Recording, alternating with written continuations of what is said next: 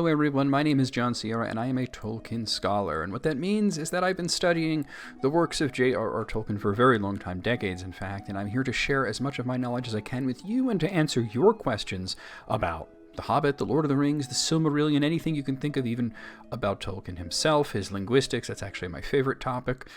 Anything you can think of. If you want to ask me a question, it's very easy to do so in the comments. I answer as many of them as I can, and if you want to be featured in a video, though, I can be found on Quora, and there is a link to my Quora in the description. It's very easy to make an account there. If you don't have one already, you probably have one, believe it or not. It's very common to have a Quora account and not even know it. But anyway, you can ask a question on there, anything Tolkien related, and when you ask the question, it's going to give you a list of people that they recommend to request an answer from. I'm going to be at the top of that list, and the people that are there with me are all great at their jobs and everything, so you can tag me, you can tag them, you can tag all of us, and you'll get answers to your questions, and they might even be featured in one of my videos. If you like the content, please subscribe. This really helps me out. We are trying to hit that 1,000 subscriber goal so that we can become full partner here on YouTube. Right now we're sort of like apprentice partner, I guess you might say, and if you really, really like it, because subscribing doesn't cost anything. All you have to do is click subscribe. There's a bell that you click. You turn on notifications, all the hoops that YouTube makes you jump through in the modern year of 2024. But if you really, really like it, consider membership. Membership is great. It supports me in an even bigger way and helps me continue to bring you this content. And what you get out of it is a few things, actually. You get a nifty little Gandalf G rune that goes on your profile picture when you comment on the channel. You get some emotes that I made. There's a One Ring, there's a Silmaril, and there's the Eye of Sauron, and there will be more. I'm actually going to be adding some more real soon because we do have about 5 or so members right now, at least as of me recording this right now. The biggest perk, though, is you get to see all of the videos early, a full week early. That's right. Every Wednesday when a new episode comes out, we're on episode, I believe, 56 here. Members see this a week in advance. They're seeing this as of May 8th, and it's not going to go live to everybody else until May 15th. So if you're watching this on the 15th, you could have seen it on the 8th. So just consider membership as well. That does cost a little something, but I've made it really cheap. I'm not asking for a lot of money from you guys. Anyway, we're going to get to your questions, but of course, let's do a reading, and I've decided to do a little bit of The Return of the King, and there are so many fantastic chapters in this, and I decided to do a little bit from the Pyre of Denethor. So to set this up, you guys know the very famous scene where Gandalf is facing the Witch King at the gates of Minas Tirith, and they have their confrontation, and before it can come to blows, Rohan arrives. The ride of the Rohirrim happens, and the Witch King absconds and goes to the field to face the foe that is now attacking him and his forces from behind. And Gandalf is going to pursue the Witch King. But before he can do so, Pippin arrives and tells him that Denethor has gone mad and is trying to end his own life as well as that of his son Faramir. And he begs Gandalf to go and save Faramir, who is deathly ill from poisoned wounds, and he can be saved, but Denethor is trying to burn him alive. So that's where we're at. Even as Gandalf and Pippin ran forward, they heard from within the house of the dead the voice of Denethor crying, "Haste, haste, do as I have bidden, slay me this renegade, or must I do so myself?" Thereupon the door which Beregond held shut with his left hand was wrenched open, and there behind him stood the lord of the city, tall and fell. A light like flame was in his eyes, and he held a drawn sword. But Gandalf sprung up the steps, and the men fell back from him and cowered and covered their eyes, for his coming was like the incoming of a white light into a dark place, and he came with great anger. He lifted up his hand, and in the very stroke the sword of Denethor flew up and left his grasp and fell behind him in the shadows of the house, and Denethor stepped backward before Gandalf as one amazed. "What is this, my lord?" said the wizard. "The houses of the dead are no place for the living. And why do men fight here in the hollows when there is war enough before the gate, or has our enemy come even to Rathdynan?" "Since when has the Lord of Gondor been answerable to thee?" said Denethor. "Or may I not command my own servants?" "You may," said Gandalf, But others may contest your will when it is turned to madness and evil. Where is your son Faramir?" "He lies within," said Denethor, "burning, already burning. They have set a fire in his flesh, but soon all shall be burned. The west has failed. It shall all go up in a great fire, and all shall be ended. Ash, ash and smoke blown away on the wind." Then Gandalf, seeing the madness that was on him, feared that he had already done some evil deed, and he thrust forward with Beregond and Pippin behind him, while Denethor gave back until he stood beside the table within. But there they found Faramir, still dreaming in his fever, lying upon the table. Wood was piled up under it, and high all about it, and all was drenched with oil, even the garments of Faramir and the coverlets. But as yet no fire had been to the fuel. Then Gandalf revealed the strength that lay hid in him, even as the light of his power was hidden under his grey mantle. He leaped up onto the, we'll say, bundles. We don't want any sort of issues with YouTube. Bundles of wood. And raising the sick man lightly, he sprang down again and bore him towards the door. But as he did so, Faramir moaned and called on his father in his dream. Denethor started as one waking from a trance, and the flame died in his eyes, and he wept, and he said, "Do not take my son from me. He calls for me." "He calls," said Gandalf, "but you cannot come to him yet. For he must seek healing in the threshold of death, and maybe find it not, whereas your part is to go out to the battle of your city, where maybe death awaits you. This you know in your heart. He will not wake again," said Denethor. "Battle is vain. Why should we wish to live longer?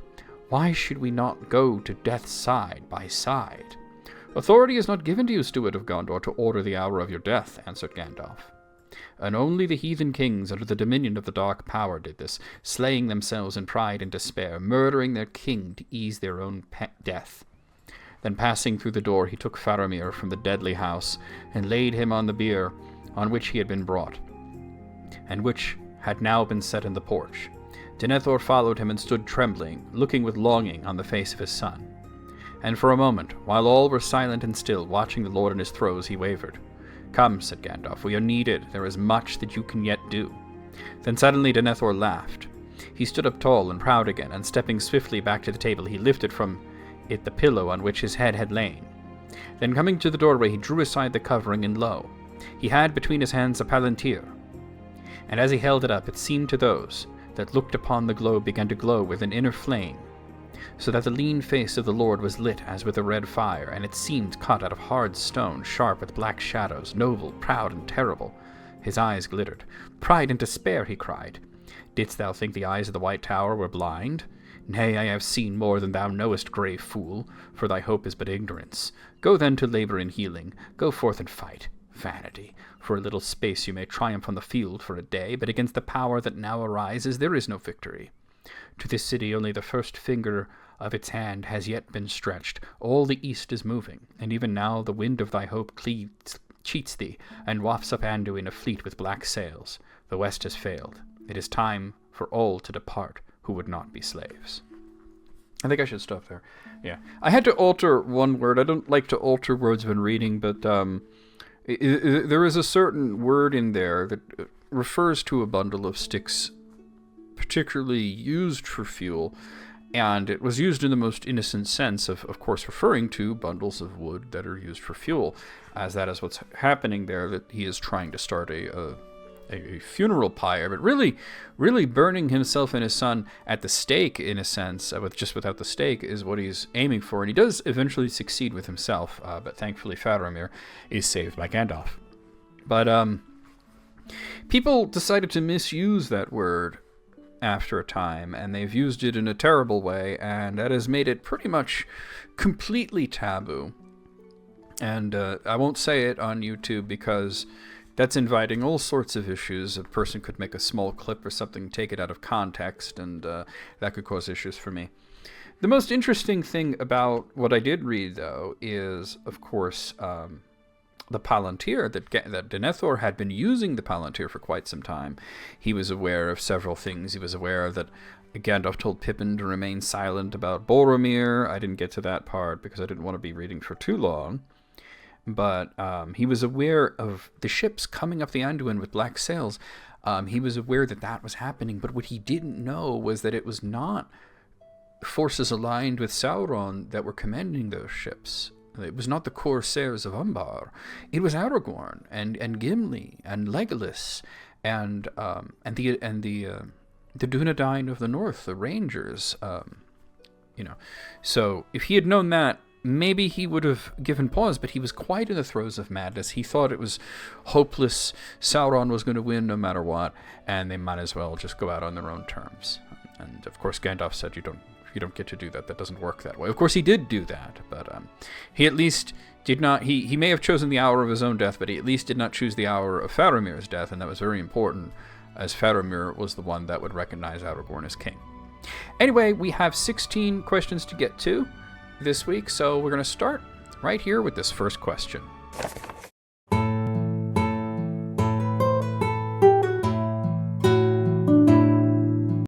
And we're starting with a question about linguistics. As I mentioned, that is my favorite sort of subject when it comes to Tolkien's world. So in this question, I ask, what is the origin of the name Rohan in The Lord of the Rings? So Rohan was the name given to the country by Gondor, and it has its roots in the early sort of Noldorin, gnomish phase of Tolkien's writing. Rohan was originally a region of Gondor known as Kalanarthan, and that's Sindarin, and it means basically green country. Once the land was ceded to the Northmen, the Eotheod, they settled it, and they named it Riddermark, or simply the Mark. So going along with Tolkien's usual penchant for having the Rohanese language be represented as Old English in the text, it means land of the riders. That's what Riddermark means. As horses and riding horses, it became sort of the defining nature of their culture.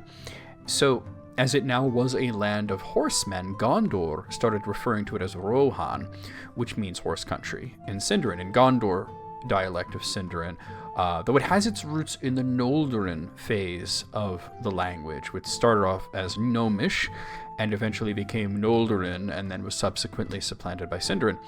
In universe, no one, of course, speaks English in Middle-earth. No one speaks Old English in Middle-earth.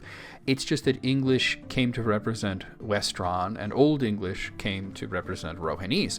In the actual Rohanese language, they use the term Logrod to refer to horse country, so that's what they actually called it in their own language. And the Noldorin translation became Rohan, which is in the translation to Sindarin, Rohan. Next question.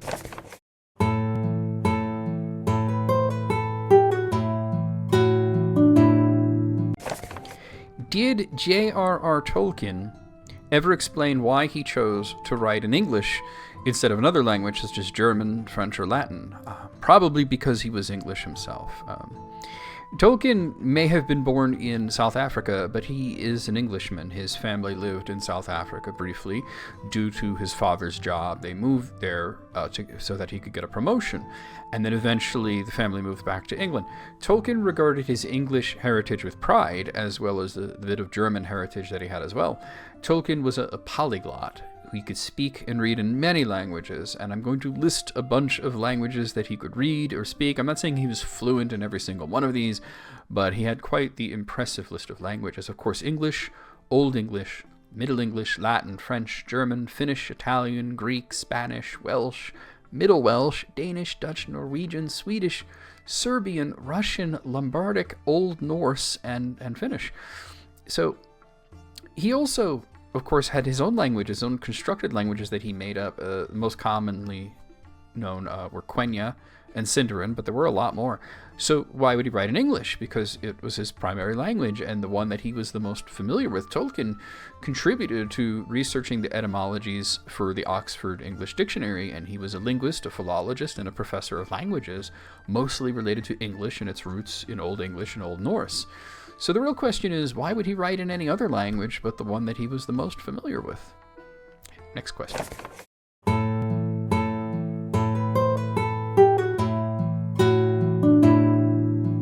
Why did Bilbo leave for Rivendell without informing anyone of his plans?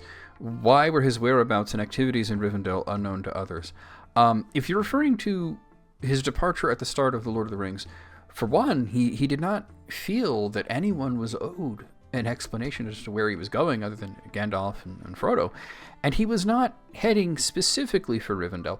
Bilbo's display was to basically rile everyone up and give them something to talk about for 9 days, or 9 and 90 as Gandalf put it. He planned to have everything left to Frodo and just vanish, off to wander and have adventures. At no point was Bilbo setting out specifically to retire at Rivendell. He found himself there after not very long, and he was invited to stay. And Bilbo, at this point, was old and tired, even though he didn't look it, and he always loved the elves, so he took Elrond up on his offer. People in the Shire did not know where Bilbo was, and no one was in contact with him. Many hobbits assumed after a while that he had since died. He was 111 years of age when he left, although Frodo continued to celebrate his birthday every year and say that he felt that Bilbo was likely still alive. Bilbo didn't inform anyone about his stay at Rivendell, simply because it wasn't their business. Okay, next question.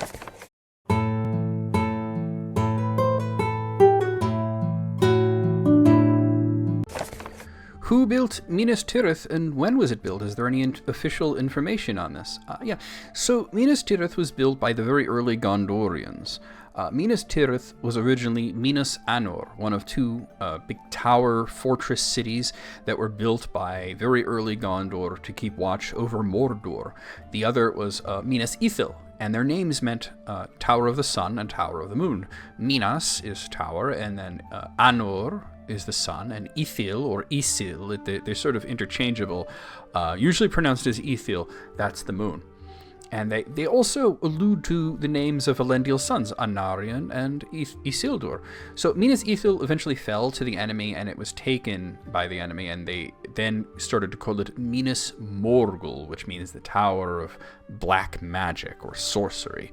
While Minas Anor wound up being heavily damaged in the wars against Sauron, it wound up getting rebuilt and refortified, and they renamed it Minas Tirith, which means Tower of the Guard, and it served as a military capital until Osgiliath fell, and Minas Tirith became the official capital of Gondor.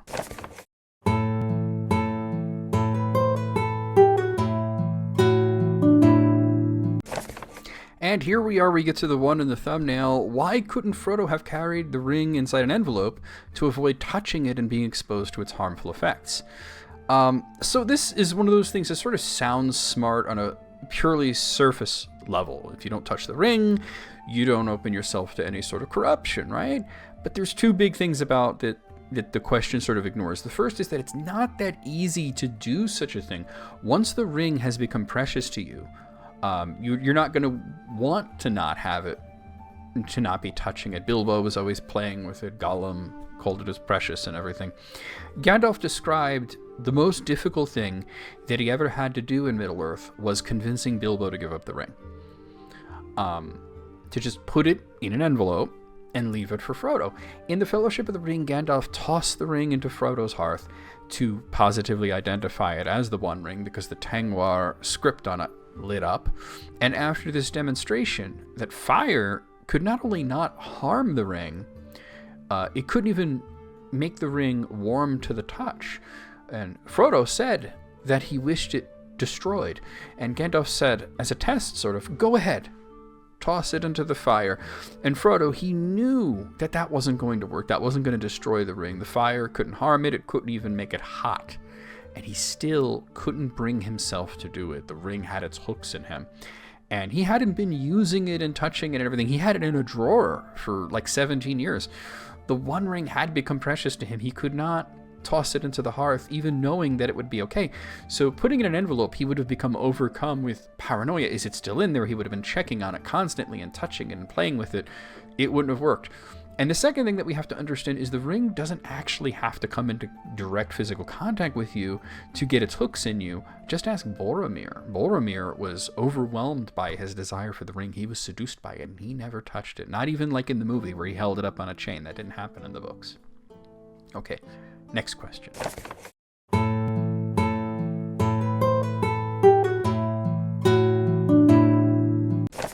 Did Fëanor have any interactions with Sauron, Morgoth, or any other significant characters in Middle-earth history? Well, I don't think he ever met Sauron. The times don't really line up there, but he definitely met Melkor, who you would more commonly known as Morgoth. Melkor, who Fëanor gave the name Morgoth to, interacted with Fëanor quite a bit, actually. He was the one who poisoned Fëanor's mind against his half-brother Fingolfin, which led to the altercation that got Fëanor kicked out of Eldamar for a bit. Melkor showed up at Finwë's fortress at a later point, and he spoke to Fëanor, trying to convince him to give up the Silmarils. But Fëanor told him to basically to bugger off.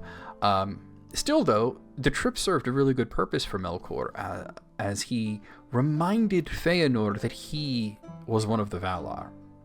And that put it into Fëanor's mind that Melkor was brethren to the Valar, and he got to thinking that if push came to shove, that they would side with him instead of the elves because he was one of them. He was, of course, wrong, but it colored many of his actions going forward. Once he got to Middle-earth, they never met after that. His challenge against Morgoth was answered not by the Dark Lord himself, but the Balrogs, and Fëanor did not survive his wounds. There's no indication that he ever met Sauron. He, of course, would have had interactions with other significant characters, such as the Valar, and many of his kin were significant characters, such as his niece Galadriel. Okay, next question.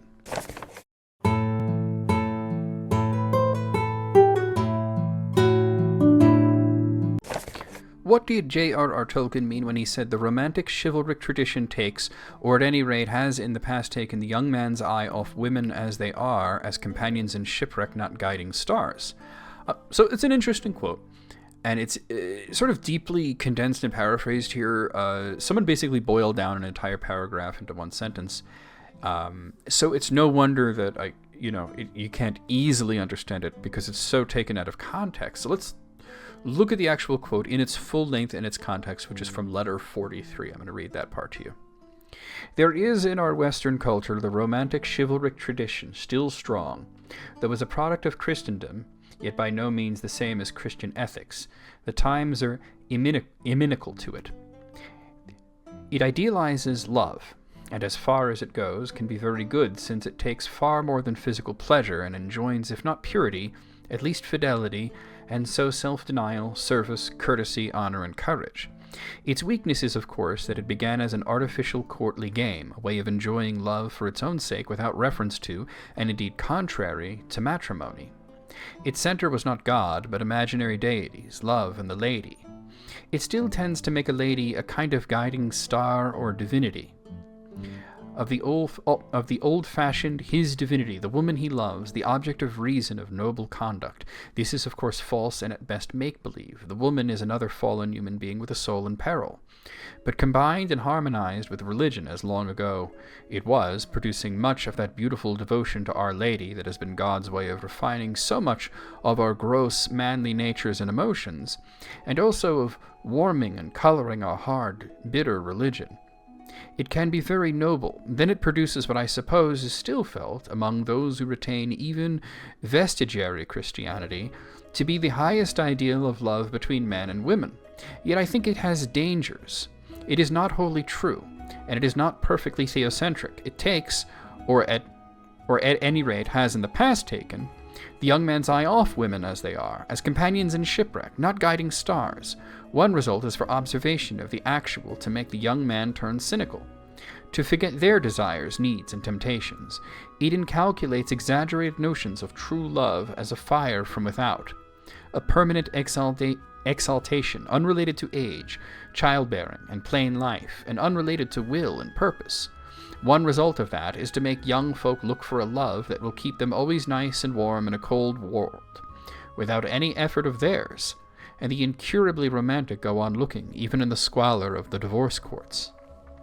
So, to illustrate Tolkien's point, let's look at the focus of the affections of his heroes, looking most particularly at Beren, Aragorn, and Gimli. In the latter, let's talk about Gimli. Gimli's adoration of Galadriel is fully purged of the prurient and what Tolkien might refer to as base desires. Galadriel is hardly the first beautiful woman that Gimli has met. He's certainly met Arwen, for example, and she becomes the object of his affections, not out of the physical pleasure that Tolkien references in his work, but as the lady, with a capital L, the guiding star of divinity, as Gimli's love is on the verge of worship. Gimli offers to fetch his axe in The Return of the King, suggesting, likely in jest, that he may make good on his much earlier threat to Éomer, who has beheld Galadriel and refuses to call her the most beautiful woman in the realm. Gimli's words come off, to me at least, as jesting, as he has become friends with Éomer and he respects Éomer, but it demonstrates his seriousness. He offers to get his axe to teach the king of Rohan the art of gentle speech, and as he becomes mollified, and he forgives Éomer, who explains that he cannot say that Galadriel is the most beautiful, for he prefers Arwen, the new queen of Gondor. Gimli acknowledges that the king's words are not disrespect, but a difference in preference, which he likens to preferring the moon over the sun. That is indicative of the chivalric romance in its treatment of women. They are compared to celestial bodies. They are practically goddesses or angels on earth. They're not human like men are, when in real life, women are, of course, as human, or as Tolkien would put it, as fallen as men. In his work, women are not equals, but they're often superiors. They're guiding lights and perfect beacons that would have Beren fight werewolves and wear a werewolf skin to approach Morgoth to steal a Silmaril to win her hand. Did Aragorn become king simply because he was in line to become king? Of course not. It was to win the hand of Arwen. That was the quest that was given to him by Elrond. Become the king, and you may marry my daughter, a feat that took him 68 years. There's a reason that this type of writing is referred to as romance. It is not merely due to a focus on romantic interactions, which were not common in Tolkien's work outside of Beren and Luthien, but the ideal of romance as being the guiding goal of every hero, and even some of the villains. And it is, of course, wholly unrealistic, as the author points out in his letter, but that's the point. That's why it's fantasy. Although he points out that there are some hopeless romantics in the world who are looking for a partner that is perfect, and they're not going to find somebody who's perfect, because nobody's perfect. And that's sort of his point there. Anyway, next question.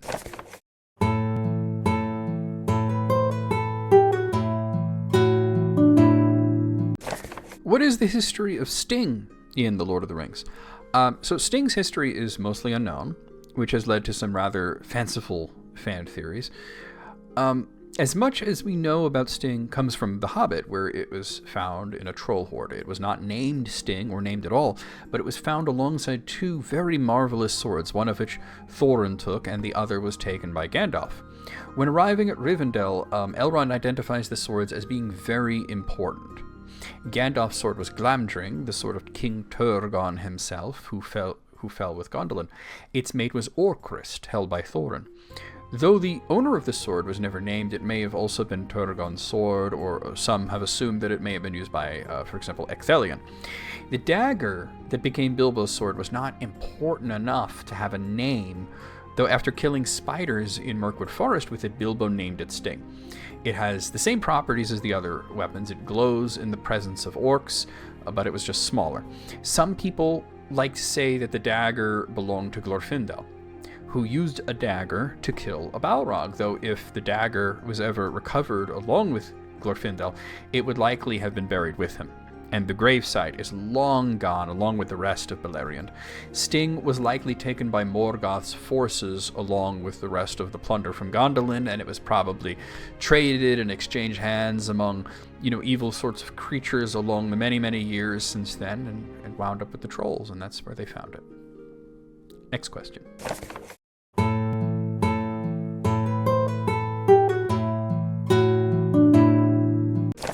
Was Saruman aware of the existence of Círdan's ring Narya, also known as Gandalf's ring? Of course he was aware of its existence. I suppose the question is really, did he know who had the ring? And the answer is yes. Yes, he did. Narya was, of course, kept by Círdan after Celebrimbor sent Nenya and Vilya to Lindon Narya and Vilya to Lindon to be kept by Gil-galad. Gil-galad kept Vilya for himself, and he gave Narya to Círdan, and the third ring, Nenya, wound up with Galadriel. Both of them wound up giving up their rings. Gil-galad gave his ring to Elrond, and Círdan gave his ring to Gandalf. The identity of the bearers of the three was this great secret. It was known only to the bearers themselves, really. Frodo let it slip after Lothlorien that Galadriel had Nenya. And Aragorn chided him for saying it out loud. He should not have told anyone that, not even Aragorn himself. So it was never meant to be said out loud. It was meant to be a well-kept secret. Though Saruman did indeed know that Gandalf had come to possess the Red Ring, and this was stated in Unfinished Tales. I'm going to read you a little bit of that. "For," said he, this is Círdan speaking, "For," said he, "great labours and perils lie before you, and lest your task prove too great and wearisome, take this ring for your aid and comfort. It was entrusted to me only to keep secret. And here upon the west shores it is idle, but I deem that in days ere long to come it should be in nobler hands than mine that may wield it, for the kindling of all hearts to courage.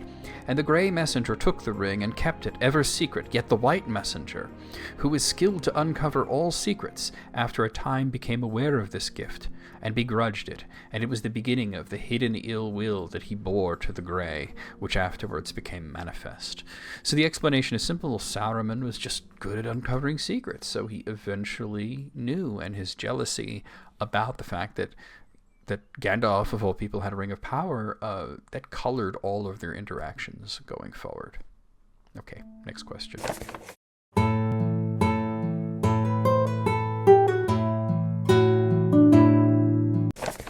What was the significance of the Arkenstone to Thranduil, and why did he fight over it with Thorin?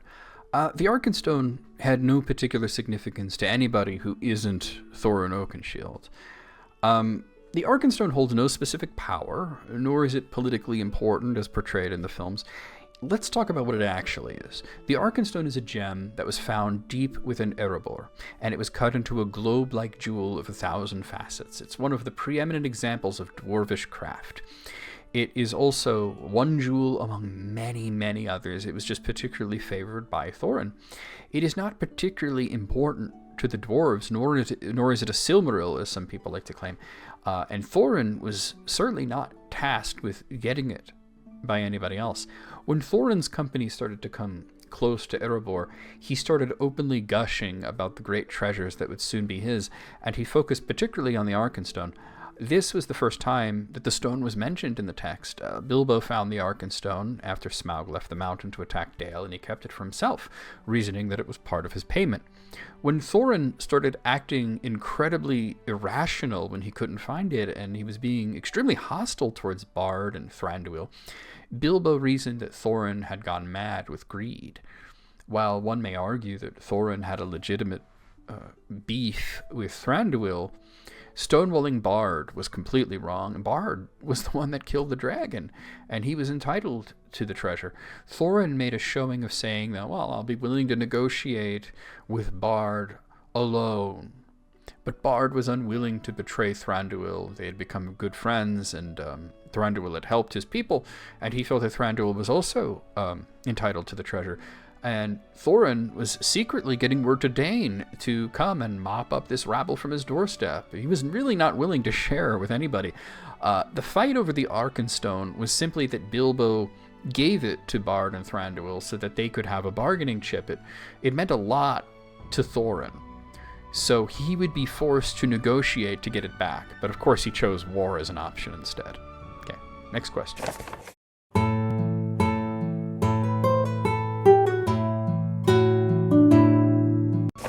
What is the ratio of half-elves to full-blooded elves in Tolkien's world? So it's complicated, and no such demographic information exists, but half-elves are understood to be rare. Tolkien wrote about there being 3 unions of the Eldar and the Undying, which means, at its core, elves and men, which would consist of Turin and Idril, Beren and Luthien, and then Aragorn and Arwen. This seems to clear it up at a glance. Those are the only 3 unions, and therefore the sons and daughters of those unions are the Perithil, the half-elves. Of course, it's more complicated than that. When I pointed out in the past on Quora that there were likely a number of unknown unions, I got one particularly nasty and ignorant comment telling me that, as Tolkien stated, that there were only 3 unions, full stop, There couldn't be any more. Anything that he didn't write about didn't happen. Now, I pointed out that Imrasur was certainly a man. Anything, that he did write about Imrasur, and he certainly married an elf named Mithril. So how does this person account for this? And of course, I got absolute silence. I could also bring up Dior and Nimloth. Tolkien never really clarified Dior's status. He was certainly Perithal himself. He was mortal. Was he immortal? That was never really said directly in the text. Then there was that letter that Tolkien wrote where he said that Arwen was not an elf. So what's the deal? So there's ways of getting around all this. Firstly, let's talk about the whole idea of the unions of Eldar and Edain. Now, Edain quite literally means men in Sindarin. But some usage of it suggests that it is only the noble men of the first age, those of the great stature and lifespan, who later became the Dunedain, which means west men, while the ordinary low men are not accounted for. So similarly, Eldar, it means star people, and the root of El, which means star, is the same that you see in elf. But while some refer to all elves as Eldar, some would not so quickly do this.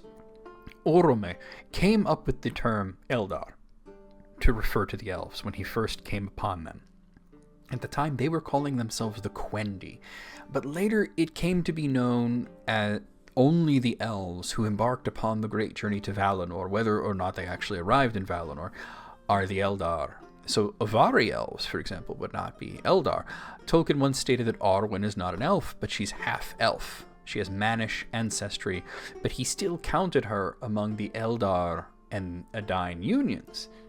So just like in real life, language in Tolkien's work can be messy, and this is very much on purpose. People in Middle-earth have different interpretations of words and phrases. The appendix to The Lord of the Rings accounts for Aragorn and Arwen as being the third union. Beren and Luthien and Tuor and Idril were the first and second.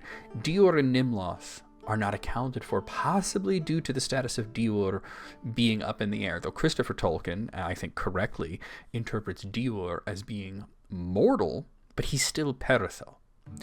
The in-universe author of the appendix may simply just not have known about Imrasur and Mithrilis, or he did not count Imrasur as Edain, or maybe he didn't count Mithrilis as Eldar.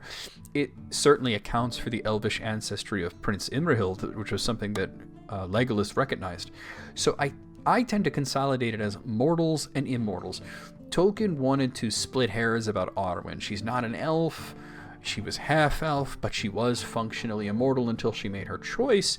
So we have immortal Perithal, such as Elrond, and mortal Perithal, such as his brother Elros, and presumably Dior.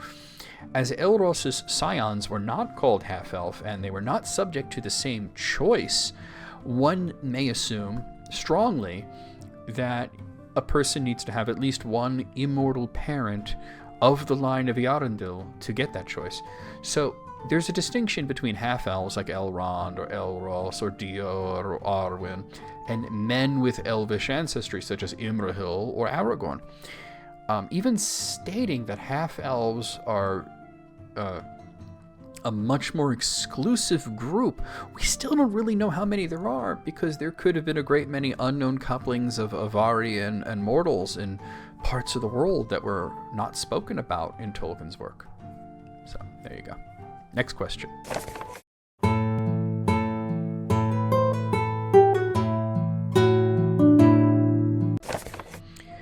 Okay.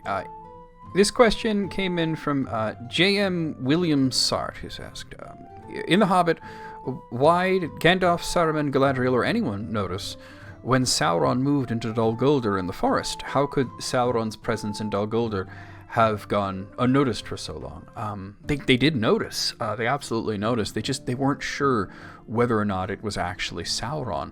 Sauron was disguised as a necromancer. He did not declare himself openly, and out of all the characters that you mentioned, only Gandalf suspected that the necromancer might be Sauron. Gandalf traveled to Dol Guldur several times, 3 times total, something that I realized when I was having a discussion with my friend Sid Kemp. He's another Tolkien scholar, and we were attempting to reconcile the years involved and what Gandalf did and didn't know.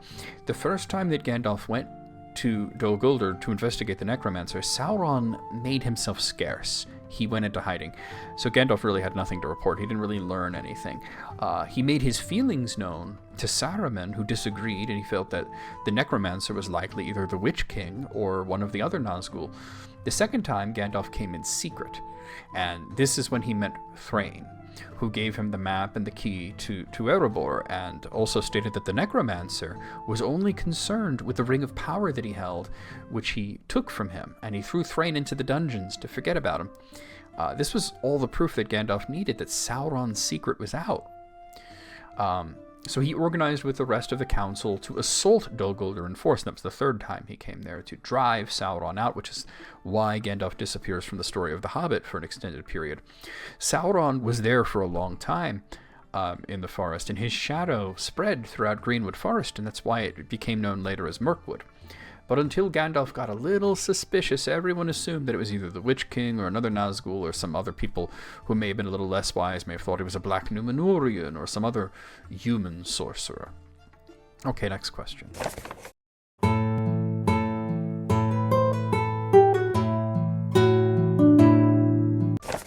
Okay, so this came in from the same person who's asking a lot of Hobbit-related questions, which is perfectly fine. In The Hobbit, why didn't Thranduil do a better job at keeping evil out of his forest, seeing as how it's supposed to be his domain? Shouldn't he have done a lot more to keep Sauron, giant spiders, and orcs from occupying any part of the forest?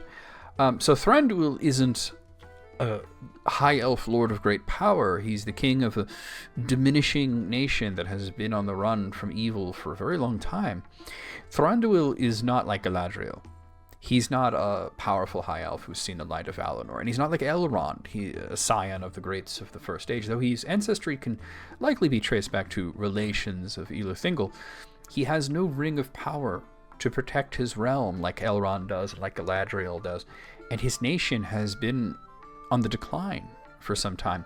Originally, they dwelt at Aemon Loch in the south of Greenwood the Great, which is a mixed community of the native wood elves and refugees from the ruin of Doriath.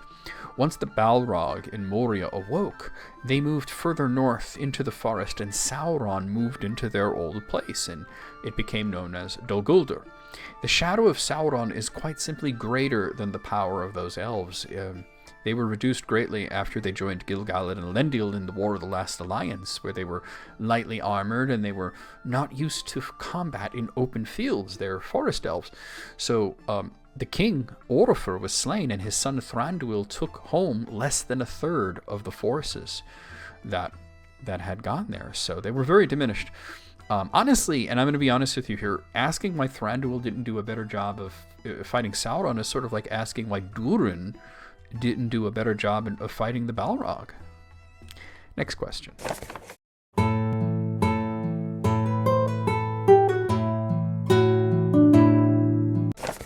Who crowned Aragorn, King of Gondor, at Minas Tirith?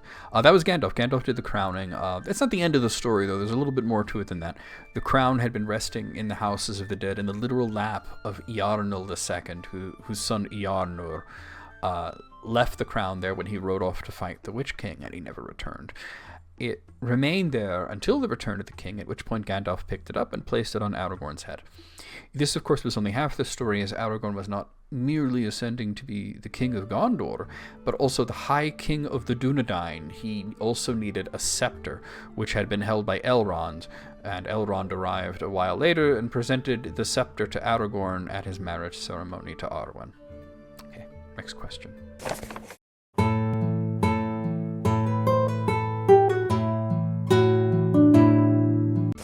Why did Sauron choose to attack Gondor before Rohan? Was Rohan considered stronger than Gondor at the time of the attack? Basically, it boils down to geography and the defenses that were set up by Gondor.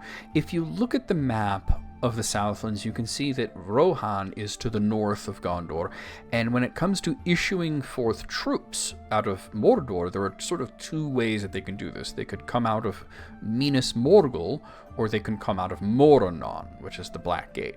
Minas Morgul was originally Minas Ithil, and it was actually built by Gondor, as I alluded to earlier, as one of the two towers that were set to watch over Mordor, the other being Minas Anor. The enemy took Minas Ithil, and it became renamed Minas Morgul, while Minas Anor, of course, became Minas Tirith. Between Minas Tirith and Mordor is also Osgiliath, the historical capital. Osgiliath was eventually overrun by Mordor, but it served as a choke point because it was directly on the river, and Minas Tirith was right there. Of course, attacking Rohan seems much more plausible if the troops come out of the Black Gate, which is further to the north. However, the geography doesn't really work in Sauron's favor for attacking Rohan. Even though Rohan is like right there, it really doesn't work out. Mordor's forces would either have to go through the Dead Marshes, which is not very feasible, or they'd have to go to the south and cross many, many rivers. And note, there are several rivers between Mordor and Helm's Deep, and that's where Rohan would entrench itself.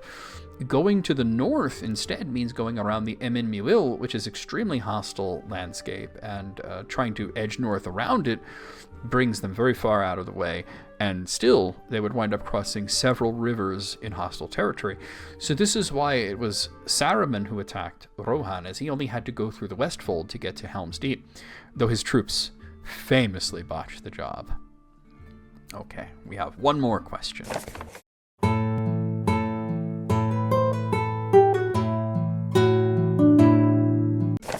What was the reason behind Tolkien's decision to have Arwen marry a mortal man instead of an immortal elf? Was it because of the perceived uniqueness of human beauty compared to elven beauty? So the hard truth of it is that Arwen was originally not even part of the story. She was added very late in the writing. Originally, there were two prominent women in the latter parts of the Lord of the Rings. One was Idis, which was Theoden's daughter, and the other was Idis's cousin, or Theoden's niece, Éowyn. So Tolkien noticed that the character of Idis was largely unnecessary. She was superfluous. She was overshadowed by the more interesting Éowyn. So Idis was removed from the story, and all of her traits, everything about her, became a part of Éowyn. This composite version of Éowyn was intended to be Aragorn's bride, up until a very late stage, at which point Tolkien was attempting to make the sequel to The Hobbit a part of a larger work that at the time he was referring to as the Saga of the Three Jewels and the Rings of Power. Later he called it the Legendarium. However, his publisher was not really interested in anything that wasn't the sequel to The Hobbit. And they were not so interested in the complex backstory, the Quenta Silmarillion. While he did not get to publish the backstory at this point, he hoped to one day publish it, and he spoke volumes about it in his letters. In connecting the Lord of the Rings to the Silmarillion, Aragorn becomes very connected to one of the heroes from Tolkien's much older stories, Beren. And in wanting Aragorn to be more like Beren, he needed a counterpart that was like Luthien. And Éowyn was no Luthien. So he decided that Elrond would have a daughter named Arwen, who was very much like Luthien, and this, had him move things around in the story, and this is why the grand romance between the two wound up being put in the appendix. Tolkien did not have the time to properly integrate it into the story. Anyway, guys, that was our last question. I hope you guys enjoyed it. If you've gotten to this point in the video and you haven't subscribed already, come on, like I said, it costs nothing. And if you want to throw a little money my way and help me out and really, really help support the channel, consider membership. You will get to see all the videos a week early. I will see you guys next time, and be on the lookout on Twitch for, there's a link to that in my description as well, for some Tolkien related live streams a few times a month. We're going to be doing readings. We have a podcast going. I'll see you guys next time.